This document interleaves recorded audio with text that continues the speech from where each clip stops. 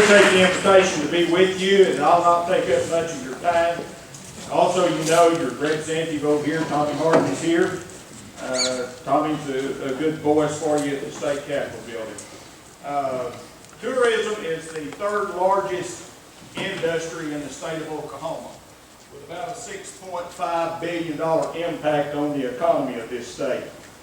Since 2011, the Director of Tourism, Debbie Snodgrass, has either closed or privatized 12 state parks in the state of Oklahoma, most of them in the southern and the eastern part of the state. You know, in my opinion, instead of closing those parks or privatizing them, places like Hugo and Texoma here are located in a great location here, a draw on the 6 million people that's in the Metroplex. They should be improving these to make them even a better draw here, to draw them here and leave those $50 right in the community.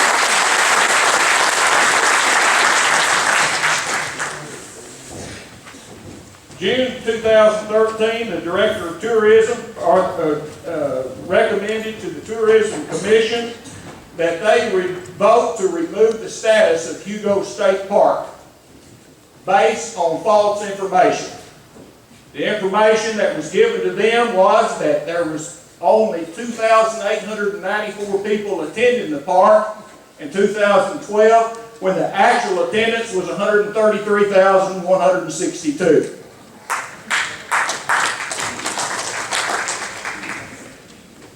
Removing the status of Hugo State Park on the website would have killed the attendance. People would have looked and seen it's not a state park, and that would have been the end of it. A meeting to solve this problem was unsuccessful on August the 1st. Little Dixie Community Action Agency manages Hugo State Park. They manage Clayton Lake and Raymond Gary at Fort Towson. Snodgrass came down and was going to meet with Little Dixie about it and try to address their concerns. And she told them, we don't need the legislators there because we can work this out. When they closed the back door, I was going to attend. And they told me, well, we think we got it worked out, Jerry. You just go on. We've got this taken care of.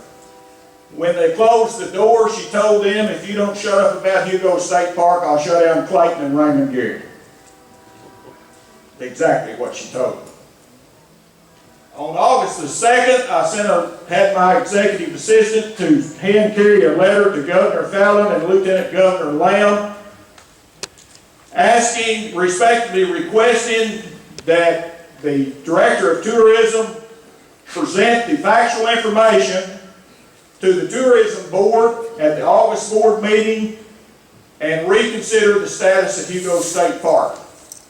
And that I needed in my hand by the end of the workday, Monday, August the 5th, something in writing guaranteeing me that this was going to take place at the August Board meeting. If not, on the morning of August the 6th, I had a statewide press release ready asking for Snodgrass's head, that she be replaced as the Director of Tourism. At 4 o'clock on the afternoon of August the 5th, the Governor's office called and said, it'll be done, we're going to reconsider it, you don't need to do anything, and we're going to take care of this. And they did. On August the 28th, they went back and the Tourism Commission voted to reinstate Hugo as a state park.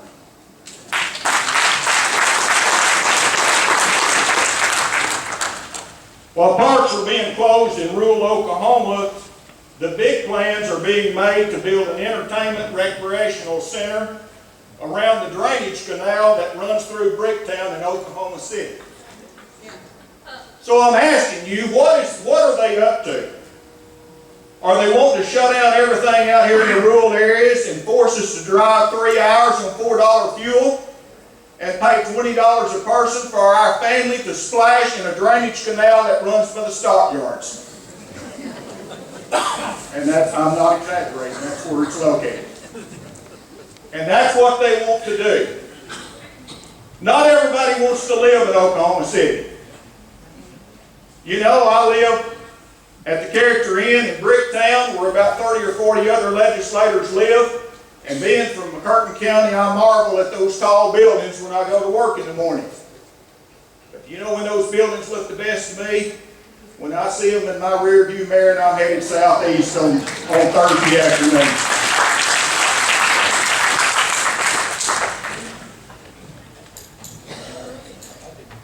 The drainage canal that they're so proud of up there will never be a Texoma, and it will never be a Mountain Fork River, like I've got in McCurtain County.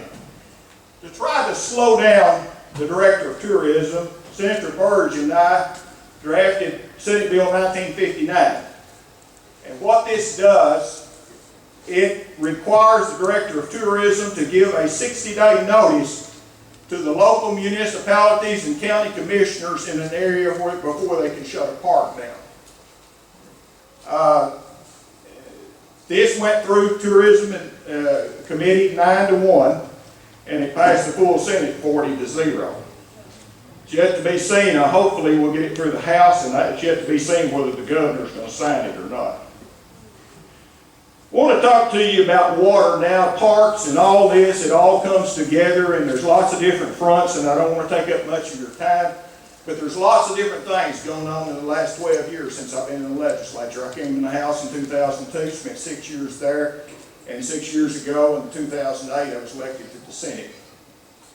You've got fights that have been going on out of state, mainly with Texas here to the south, and you've got fights within the state. And I want to address those quickly. In January 2007, Texas filed suit against the state of Oklahoma.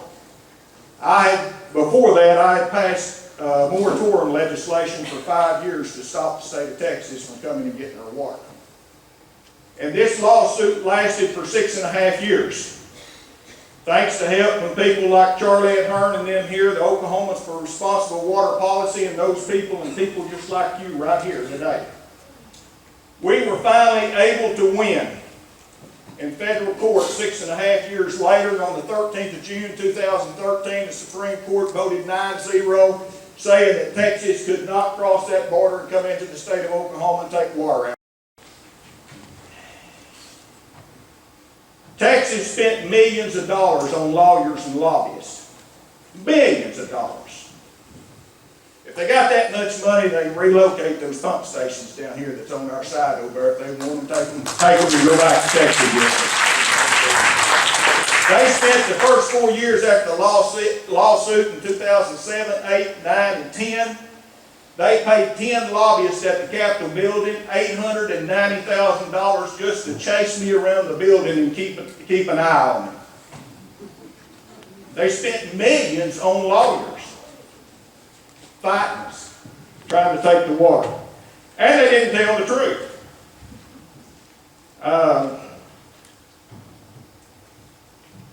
When it gets down to it, it's not our job to take care of Texas, folks. You know, they need to take care of their own problems down there. Fallon and the governor of Texas on January the 17th this year signed an agreement on those pump stations. And I would be reluctant to sign anything due to the fact that we are protected from the ruling by the Supreme Court on June the 13th, 2013 that says they cannot come across and get water. Do not even go there. Do not even start in allowing these people, I don't care if it is in the middle of the lake or where it is, allowing them to come over here. This has been an ongoing fight for a long time. Since the Supreme Court ruling, Texas began to look inward. And they have approved building of 11,000-acre lake or reservoir about 80 miles northeast of Dallas since then. Texas can also do desalination, since they have a fourth of the water in the Red River. The Red River Compact guarantees them that. And they have the Gulf of Mexico. The cheapest source of water for Texas is conservation.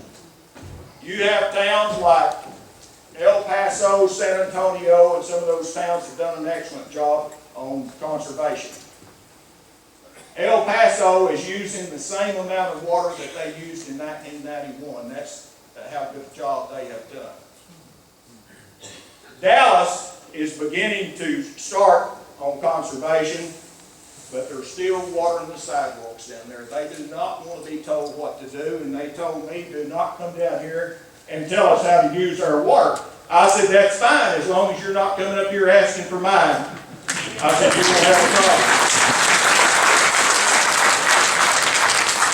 The three men that Texas called when the lawsuit was going on, they tell me, and had these lobbyists telling me up there, sell us your water in the case of a drought. Oklahoma's needs will always come first. Don't that give you a warm, fuzzy feeling? You better, then they come in and they threaten you. And they say, you better just take what we're offering you, because we're going to take you to court. If we win, we might get your water for free. And then they come in a begging mood and they say, we need it for the poor, thirsty people of Dallas, Texas. There are no thirsty Texans. They wanted our water for fracking. That's what they wanted, Mars, drilling for oil and gas. At one time, Texas offered $200 million for a 20-year period for so many X number of thousand acre-feet of water. That's $10 million a year. Well, it sounds big to us as individuals, but out of the state budget of $6.5 or $7 billion, that's 1/6 of 1% of our state budget in exchange for our most valuable natural resource, for our water. Is that a good deal? No. And I'm telling you right now, when that money's routed through Oklahoma City, you'll not get enough back down here to Kingston for a red light.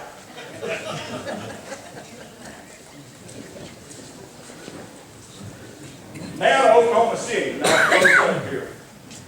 50 years ago, Oklahoma City promised Atoka County, if you let us have the water out of Atoka Lake and McGee Creek, we're going to bring you jobs and growth to Atoka County.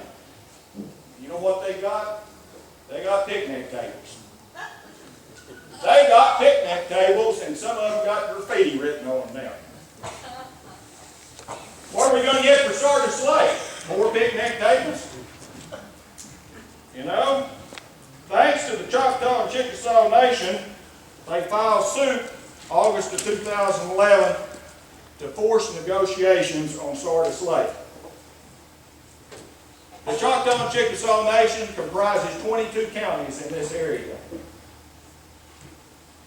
I want you to encourage Governor Anatubby and Chief Powell to make part of those negotiations that Oklahoma City cannot ever come back in these 22 counties down here after another body of water, because if you do not get that to be part of the agreement on Sardis Lake, it'll not be 5 years and definitely won't be 10 years until they'll be back down here after another body of water.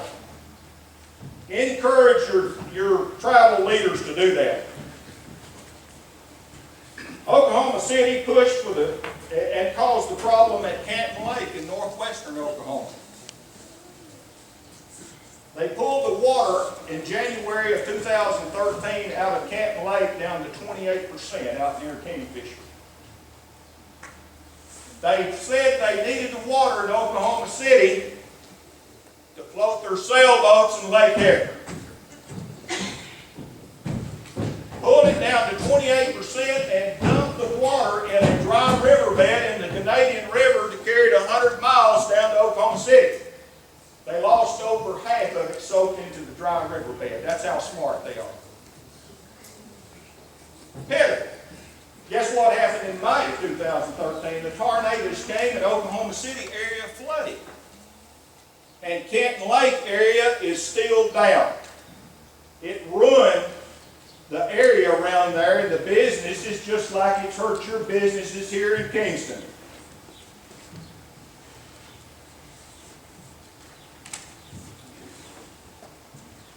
We made progress in 2013. The tribes continued to negotiate over Sardis Lake, hold Oklahoma City at bay.